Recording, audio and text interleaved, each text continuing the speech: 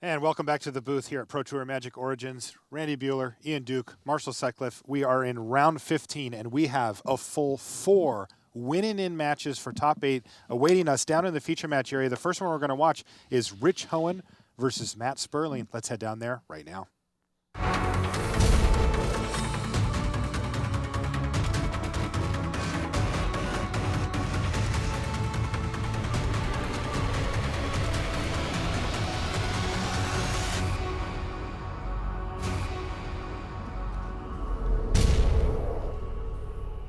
Hello and welcome to coverage of Pro Tour Magic Origins. We're in Vancouver, British Columbia. Marshall Sutcliffe in the booth with Randy Buehler and Ian Duke.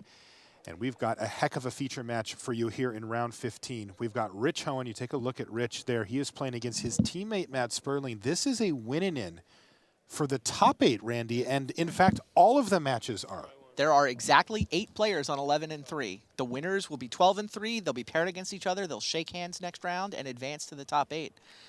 Yeah, this is. I mean, win and get to draw in doesn't sound as sexy, but pretty much we'll just keep calling it win and in. I'm calling it a win. Teammates though, and both Ultra Pro. However, Matt Sperling, along with Patrick Chapin, were the 2 people who eschewed the red aggro deck. He's on Obzon, not the burn. Yeah. Now, Ian, Rich Hoaen is on the burn deck here. How does it match up against this Obzon control list from Matt? Well, big green creatures are not necessarily something this red deck wants to see. Siege Rhino is definitely public enemy #1. And as we see here, one of the small differences between Sam Black's list, which you saw earlier, and Rich's list is this Fire Drinker Satyr here, which is, again, not at its best against green creatures. Does trade off with the Den Protector here. A Den Protector on turn 2 face up from Sperling. You Oh, don't see that very often, but when the shields need to be up, they need to be up. And this is one of the reasons why you see that Sperling already has played 2 enters the battlefield tapped lands. His deck's pretty slow. 5 cards. Yeah. Yeah, the critical mass of good red cards in Origins seems to have sped this deck up enough that it's capable of just beating Obzon control before the Obzon deck can set up. Sperling, though, does have access to a couple copies of Languish, which is a pretty good tool to have in this matchup. 2 in the main, right? Yeah. We'll see if Sperling can set up for a Languish at some point here. What does his hand look like from what you can see here, Ian? Looks like he's got a Siege Rhino, a pair of Elspeth Sun's Champions, and some more lands. So pretty slow for him, but his life total's not too low. He's still at 16 life. He's facing 2 Monastery Swift Spears. Yeah, 4 attacks by Monastery Swift Spear, 0 prowess triggers. Trigger. And he gets to play a Siege Rhino. All right. 15, you go to 19. You're up. So Siege Rhino is going to bump Matt Sperling's life total up to a very healthy 19 and, of course, give him that 4/5 blocker. Rich is on a 6 mountain draw. Is that what's going on? Yes. Yikes. By the way, when you crinkle like that, I can see that was a mountain. Just be careful. I can see one of the cards in your hand. Sperling. It's a nice, Being friendly, sportsman. yeah, sportsman-like exchange there. Yeah, just letting Rich know that the way he was kind of shuffling his hands, in fact, we just saw it right there, is that he could actually see one of the cards was a mountain. So Rich coming in with the Swift Spears, willing to trade the 2-for-1 here against the Siege Rhino, which is almost kind of like a 3-for-1 if you count the life that the Siege Rhino gained. So not the uphill battle that the red deck wants to fight, but one that it has to fight here on this board state. Yeah, kind of funny that the follow-up play for Rich Hoaen is an Eidolon of the Great Revel, as Matt Sperling, his hand is Elspeth, Tassiger, and Ugin. Doesn't look like the Eidolon's going to get triggered anytime soon. Well, Rich isn't going to trigger it either. His hand No is... spells. His hand is Even a though mountain. every spell in his deck triggers it outside of, like, Stoke the Flames. I believe his hand is Mountain Mountain. Yeah, so Sperling is going to get to play Tassiger this turn. Just flips it on the table. How many cards? 3 cards. Really just a nice big blocker here. Hoping to trade with 2 cards from Rich Hoaen, but Rich, as we know, just sitting on a couple of mountains, looking for some gas. Abbot of Carroll Keep would be a nice draw for him here, but let's see what he does. Draw. Looks like he's continued to do his little card flick there. Hopefully he's adjusted the angle a little bit. He doesn't have a lot of gas in the tank, and in fact just passes a turn back here. Yeah, this and is... there's Elspeth. And the corner seemed to have been turned with this the is the Siege point Rhino. in the game where the obs on deck just wins. That's how this matchup works. We're basically done. Yeah, I can't see much that Rich could put together here, barring like chaining together Abbots of Carroll Keep, and even then, Yeah, Elspeth is just nearly insurmountable.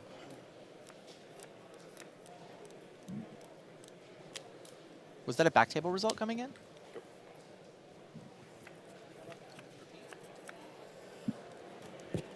All right, so Yo Larson is up a game over Pat Cox.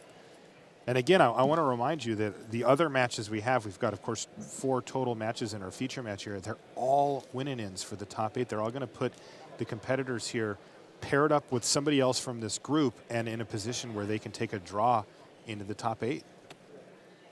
Activate Tassiger. So Sperling right now is playing Rhino, absent for his Rhino. second career top 8. I had a chance to do an interview with him down on the floor a few rounds ago, and I said, hey, so you met your goal, you got gold. And he was like, that was not my goal. Yeah. He's like, I'm eyes on the prize. He wants the top 8. I have not played a land this turn. I cast He also will get platinum with the top 8 here. Wow. So huge stakes here for Sperling. For Hoenn, it's harder to say. He's not a full-time Magic pro. Like, the goal is to pick up the top 8. Yeah, of Everybody course. Who I comes don't to know the what Pro his Tour- long-term goals are, though. Like, does he want to be back on the train doing this thing full-time? I know he's got a fiancée.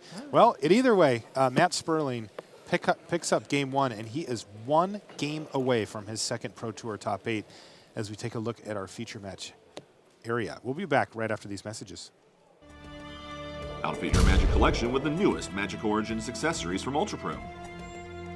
You can see the full array of card sleeves, deck boxes, playmats, and portfolios showing off your favorite Magic artwork at ultrapro.com.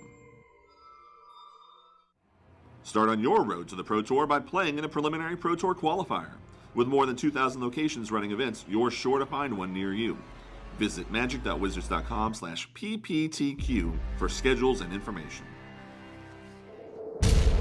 Welcome back to the feature match area here in Vancouver. Let's take a look at Brian Gottlieb playing Obzon Rally versus Stefan Barrios, who is on Blue-Red in Soul Artifact.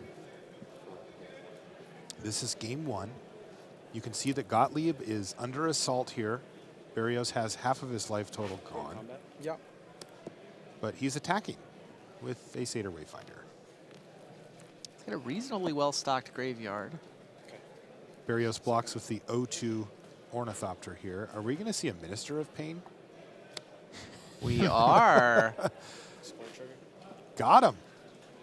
Sacrifice. So Minister of Pain has exploit. If you sacrifice a creature, it's going to give the other creatures, the creatures of the opponent, -1/-1 until end of turn, which is actually going to finish off that Ornithopter here. Yeah, the Thopters aren't real happy about this either. No. This is a huge sideboard card or main Wow, deck. he just killed 4 card. flyers Yes. and triggered his Liliana. Making a zombie. Woof. Creating a planeswalker. And drawing a card off of Grim Haruspex. That attack looked so feeble when we first came in. It turns out it had a lot going on. Who knew one Satyr Wayfinder could create so much chaos? And now Liliana can immediately bring back a creature from the graveyard. Wow, We'll I see think he what- just blindsided Barrios. I think Barrios would have taken the 1, right? Oh, certainly. Go to 20 in to fact, 19. I Well, believe I heard Barrios say, I don't know what that card does when he played the Minister of Pain. Wow. I mean, the Minister was going to kill the Thopters anyway. Yes. Sure. But, But yeah, there would be not one a- Thopter left. There would Not be an an often Ornithopter played left. card in Constructed. I'm not surprised. I that think it it's a took him 1 by of in this surprise. list, too. Yeah. Man. Yeah, It's something he can hit with Collected Company.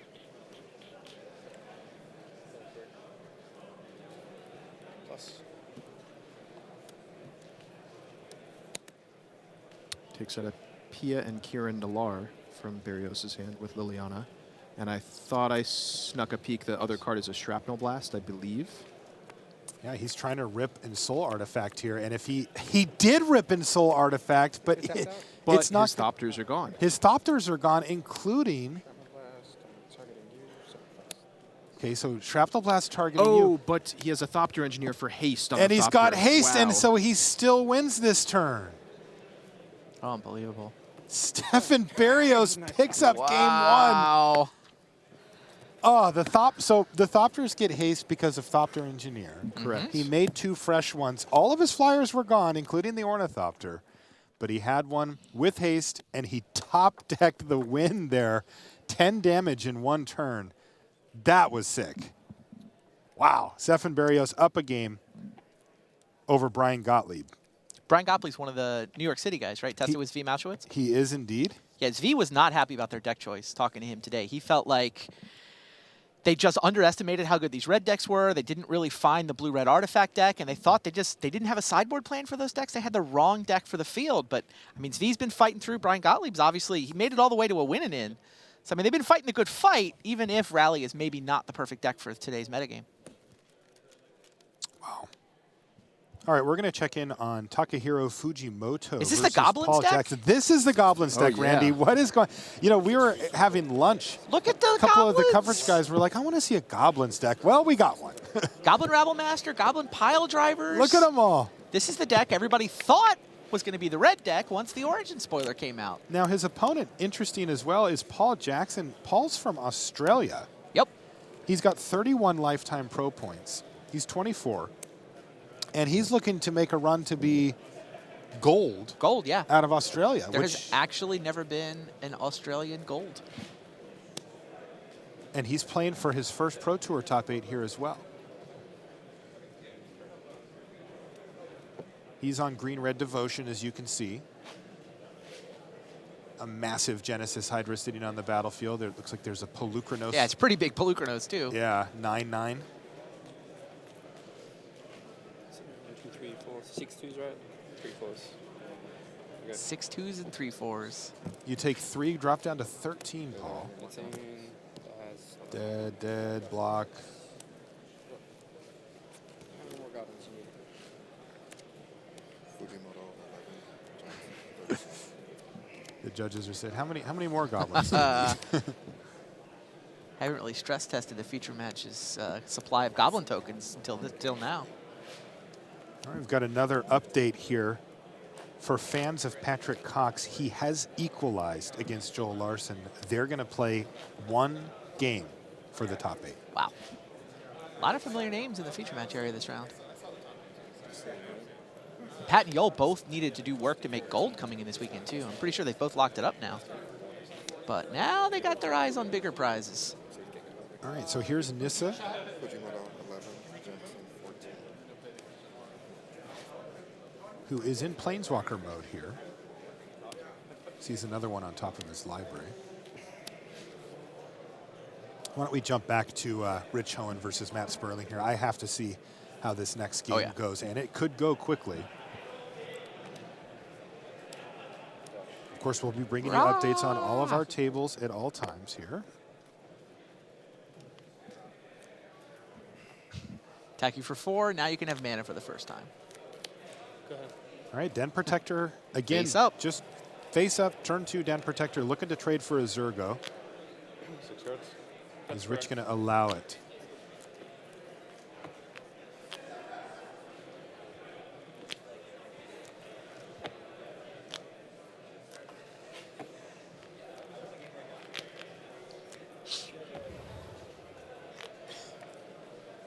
So Rich, interestingly, doesn't get to play Magic all that often anymore.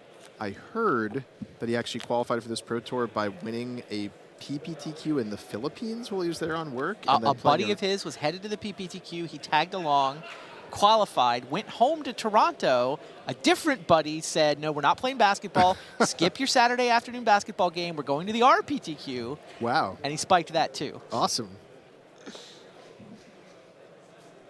Now he's Yeah, playing in the for top Philippines 8. for work. In How the crazy is Philippines, that? yeah.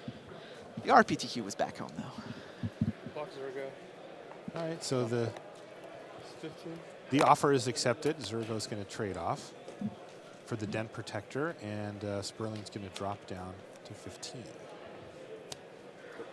Replacement Zergo, so you can see why Rich didn't mind trading there. All right, so Jackson was able to close out that game against Takahiro Fujimoto, and Devotion he is seemed up to have 1 that game.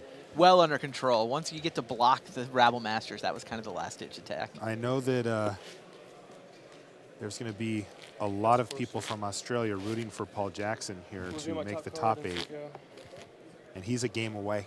So Keep an eye on Courser that match. crew fix coming down for Matt Sperling, but Rich Hoaen at the ready with a roast, I do believe. Did limited push-ups. Hello. Matt with a greeting for the top card of his library. Virtually guaranteed to be another one underneath it. If you watch coverage, you will know that these rhinos tend to travel in packs, superstitiously. What is a pack of rhinos called? It's called a Marshall? crash. Crash. A crash, yeah. Attack for 6. Mirage taught us nothing else. Taught us the name for a collective of rhinos. All right, so there's the rhino. Can Sperling stabilize? Down to 8. This is Down going to to 7, help. up to 10. Yeah. Down to 7, up to 10. He had to crack a fetch land to be able to play the rhino this turn. So And Rich had to use his roast on the Courser. Their list doesn't have that many roasts in it, does it? They have up to Oh, 4 it's 4 on the on board? sideboard, yeah. They have all 4 on their sideboard. Is that actually a rule? It's not a shortcut or anything. Unclear whether he brought it all 4 in this matchup. I think they're there probably more for Green Devotion, but yeah, really effective against Courser with Crewfix and Sea Rhino as well. Now, Rich does not have another roast in his hand. He has that Lightning Berserker he's been dashing out and a mountain. he draws a mountain off the top of his deck here. It's not really what he wanted. So is this rhino going to hold down the fort with Matt Sperling at 10 life? Well, with a 5th Mountain, Lightning Berserker can attack for 5. Yep. Ah, And so also sending in the other creatures and Yeah. saying, I know you're going to block the Lightning Berserker, so take 3 while you're at it. Rhino trades for Berserker. ooh, there is an ultimate price off the top for Matt Sperling, but his life total is falling, and of course we're going to get into burn range pretty quickly here. He's almost there now. So the last game we saw Matt Sperling stabilize at a nice, comfortable, I think, 16 life. Yes. This game, it's not as clear cut. I mean, Sperling's still at 7, so he's got a little bit of wiggle room. But he does need to shore up the ground He quickly. can both Ultimate Price and Tasker here? No, he only has the 1 black mana.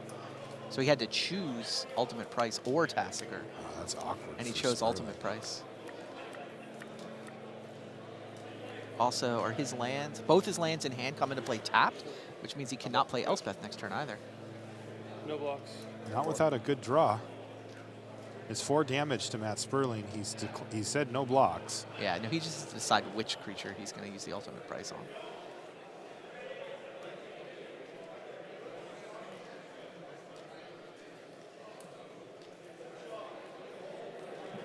Ultimate price. Swift Spear. Chooses the Swift Spear. Take 3, or do you have effects? I have effects. Take 3, go to 4. All right, he goes down to 4, so he is in range of 8 of the burn spells in Rich Hoen's list.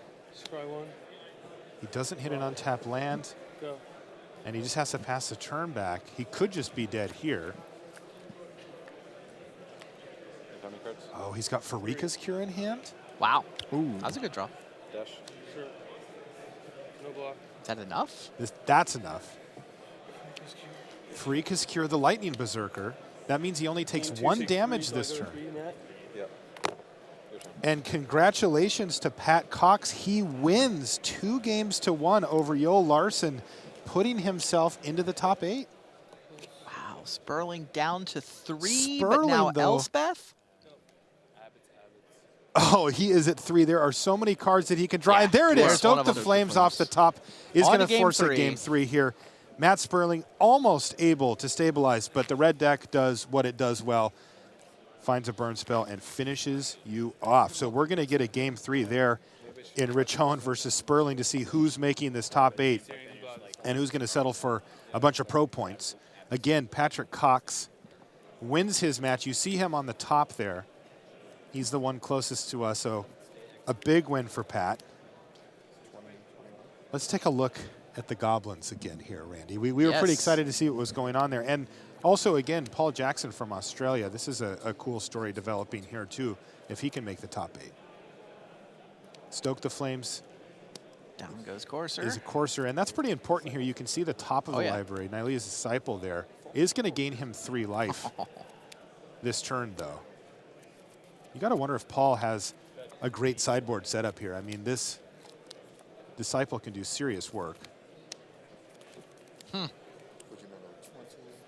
Looks like he's going to sweep the board beforehand, though. Yep. And this also lets him cast an elf, so he gets another spot of devotion here. Seismic Rupture, was that?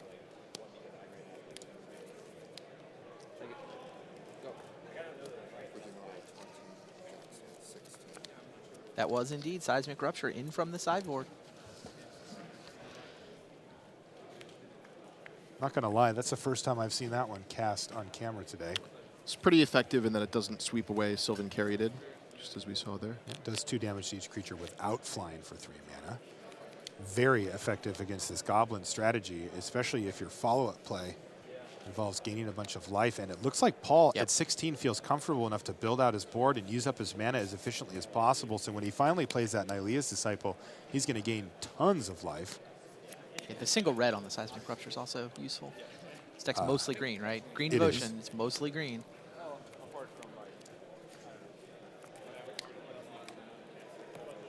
Now, I see a full grip here for Takahiro Fujimoto. He's got like 6 cards in hand, but you got to figure that Jackson is in good shape here.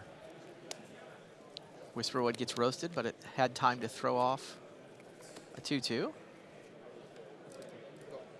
Paul falls down to 15.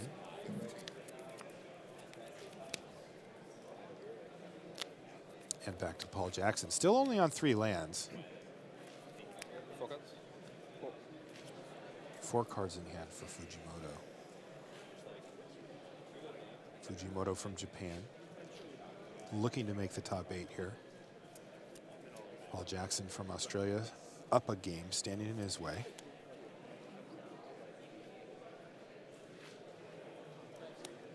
We'll be going back to the main match once they're done, but we're going to hang here for a few minutes until they're ready.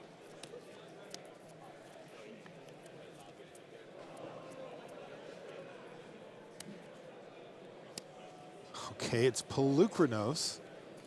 The hits keep coming for Paul Jackson. And a land off the top for Fujimoto.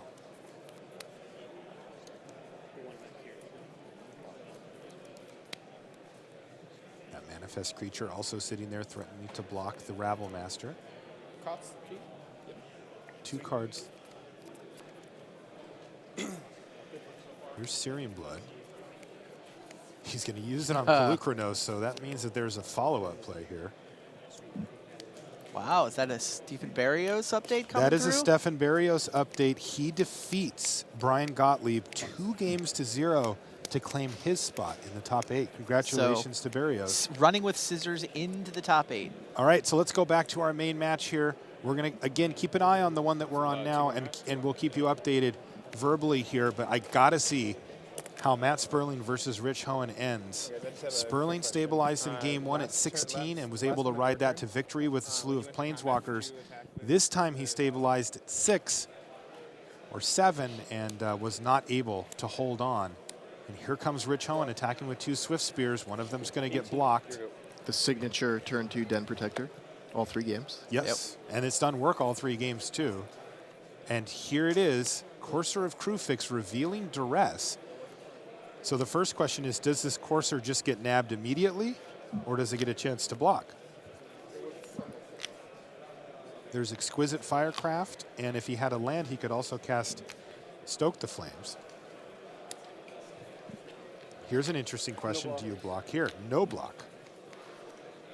He's going to protect his Courser from all of the 2 and 1 mana burn spells. Rich has no 3rd land. Correct. But of course that means his hand is 20 damage or something absurd. Sure, but it's also 3. There's only the 8 expensive burn spells, and he's got 3 of them, plus a 3-mana sideboard card. So another Courser of Crewfix on top of the library for Sperling, who's fallen to 13. But this is a big turn for him. He can slam Gain a life from Courser, gain 3 life from Rhino. a Rhino. Wow. It is hard for Rich Hoaen to find 5 cards that cost 3 mana or more, but he's done it. Last time we saw Sperling play Siege Rhino, it signaled a pendulum swing back in his direction. that after all the hype these red decks have gotten all weekend long, it's just going to lose to Siege Rhino with top 8 on the line? I thought the age of Siege Rhino was over. What's going on here? Yeah, well, they don't go away that easily, Randy. I guess not. I mean, Goblin Hill Cutter is kind of cool tech here if he could find the mountain to play it with. Yeah, Even then, he's going to start falling behind quickly here. Yeah. That's right. In the face of double Courser plus Siege Rhino, additional life gain, it shuts off Hoen's plan of just going to the face with all the burn that he had in his hand. Yeah, this is looking really bad for Hoenn. Again, being stuck on 2 mountains is crimping 7 cards in his hand here. And he is looking like Sperling's already turned the corner and can start attacking soon. And if that's the case, then Hoenn is not going to be able to deploy these cards. Yeah. His duress does almost nothing as Rich just doesn't. These cards are kind of redundant, and Rich isn't going to have time to cast them all. Yeah. It's like good news, bad news. Guess you just take a stoke here. Probably.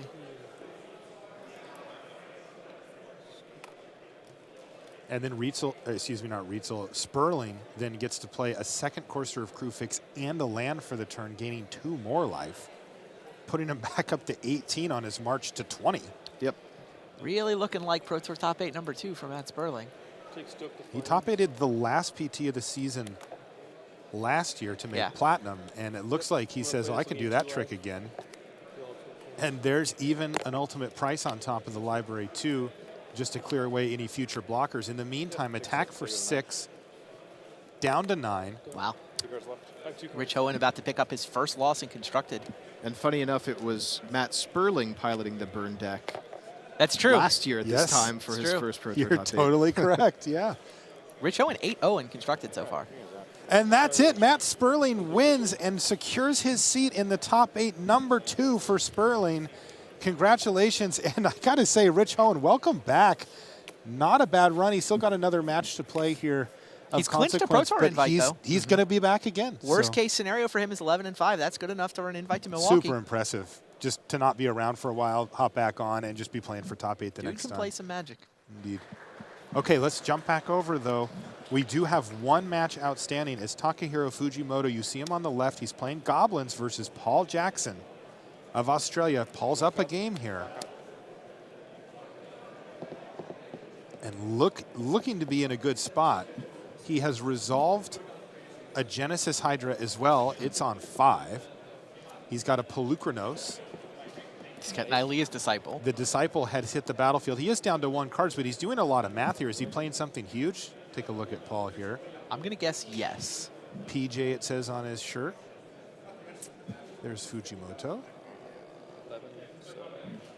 It could be All right, he's got Pelucranos a monstrous or- Pelucranos here, it looks like, for 5. So he's going to kill 2 creatures, leaving just the pile driver, which is just a 1/2 in this scenario. And crunch, crunch, crunch, in comes the team. And that's it. Paul Jackson wins the match, and he has made the top 8 here at Pro Tour Magic Origins. Congratulations. So to wrap things up in the feature match area, it was Matt Sperling, it was Paul Jackson, Stefan Barrios, and Patrick Cox all won. So what are the decks that we know we have in this top 8 So now? so far we've got Obzon Control, Sure. Green-Red Devotion, Okay. Blue-Red and Soul Artifact, Nice. and Mono-Red. Wow. Yeah. That's 4 different decks. We also know we have Kentaro Yamamoto, and we know that we have Stephen Neal, who was playing Kentaro Yamamoto this round, beat him to also clinch top 8. Yeah. Whew. And Steven, I believe, is on Mono-Red as well. Okay, remind me what Kentaro is playing? Who? Yamamoto. He is I've lost track. on- It's all blurring. Yes. Yeah, I can only picture his limited decks right now in front of me. I was going to say he's on red-white with a bunch of Amprin Tacticians, but that didn't sound quite as good. So, yeah, great stuff. I mean, you know, the tension gets so high down there in the feature match area when we're playing for top 8. Think about what that means, by the way. That's 6 people who are going to get to handshake their way in next round or have already clinched in next round. 6 is less than 8. We're going to get at least 1 12-4 in this top 8. We are going to get a 12-4. We are going to get a 12-4 in, and we might get 2. There were a pair of players who were on X3-1, including, by the way, Guillaume Wafotapa is sitting there. One of those guys is going to get paired down against somebody at X4, and then 2 X4s are going to get play. We're going to get 1 or 2 players in at 12-4. Do we know who? I have not looked at the tiebreakers. We won't know who until this thing ends, and then we're going to look at the breakers after the last round. The tiebreakers are very relevant, and especially, what are Siggy's tiebreakers? You know, I mean, we talk about what the are miracle. Shahar's tiebreakers? Yes. We could have the Player of the Year race decided by the top 8 announcement. And, by the way, the captaincy for Team USA could be decided by the top 8 announcement as well. That's huge. Yeah, and you know how this goes down the stretch on these tournaments, Ian. You've come out to a few Pro Tours to do coverage with us and stuff. These are the tensest moments. Oh, that we yeah, have down absolutely. Yeah, and the most exciting to watch also. Yeah, they are. And we'll have, of course, a few more in the feature match area next round for you. But we did knock 4 of them out right here. Bang, bang, bang, bang. And these guys are all going to be in the top 8. So why don't we head down to the feature match area there for an interview. Rashad Miller awaits. Thanks. I'm Rashad Miller. This is Paul Jackson. Just clinched top 8. Now, you started off silver. Now, that match just clinched gold for you. Tell me what that means for you and your pro career. Well, it's pretty good. I got captain off that as well, so that's also added benefit. It just means the world, Magic-wise. Really happy, really just, still got to... Now, there was a big round of applause for you over there. I know you have a bunch of fans rooting for you over there. Are any of those testing buddies, or how did you prepare for this tournament? Yeah, pretty much all of them. We just came to a house about a week ago, and we just test and stuff, and they're all from Australia and New Zealand. Just good bunch of friends, and yeah. So now you got yourself a trip to Barcelona. Ever been to Barcelona? No, I haven't. I hear it's really nice. It's very, very nice. So this is top 8 competitor, Paul Jackson, and captain of the Australian team. Congratulations on that. I'm Rashad Miller. I'm going to send it back to the news desk. Thanks very much to Rashad, and congratulations to Paul Jackson. Looking down here, I mentioned that he played his compatriot from down under, Luke Mulcahy. Luke is up to 10-5, defeated Sam Black this last round. Sam now down at 9-6. Just picking through some of the results here for you. Frank Karsten of the Netherlands, the Hall of Famer. We had a little chuckle that he lost in a match where he was getting beaten down by artifacts, because Frank is kind of the patron saint of affinity. But he has picked himself up from that early loss in Constructed and is 11-4. Mike Flores now at 10-5, had a very deep run, 5-1 in limited by Mike Flores. Mark Tobiasz of Germany, he's another European player who just never knows when he's beaten. He's got up to 11-4. Scott Lipp, who was one of the 7-1s overnight, now 10-5. Eric Froelich got paired with Luis Scott Vargas this round, and unsurprisingly, nothing on the line for Luis, a ton on the line for Eric Froelich. Froelich goes to 11-4, Scott Vargas 10-5. That doesn't lock Player of the Year for Eric. No, definitely not. But it does edge him closer. Daniel Fournier of Canada is up to 10-4-1, defeated Thomas Hendricks of the Netherlands 9-5-1. And someone else we haven't talked about much this weekend, the King of the Fairies, Yuta Takahashi of Japan, so called because he won a stretch of GPs with the Fairies, the Bitter Blossom archetype. 10-4-1 for him. Looking further down, Rico Kumagai defeated Michael Durzo. That thoroughly puts Durzo out of the running. He was 7-1 overnight. In fact, here is our current overall leaderboard. It looks to me like all of these results at least are in, although there are still 10 minutes left on the round. You've got Kentaro Yamamoto, Stephen Neal at 13-2, so they are comfortably in to your top 8. Then if you look at the 12-3s, Cox, Berrios, Sperling and Jackson, we believe, will be able to congratulate each other and go about their business. So that will be 3, 4, 5 and 6 in at that point. So in the last round, Valentin Mackel will play for top 8. And some of those 11-4s. Tobiasz is in 17th. Froelich is in 16th. He started off 0-3. It's pretty inconceivable that he can get there.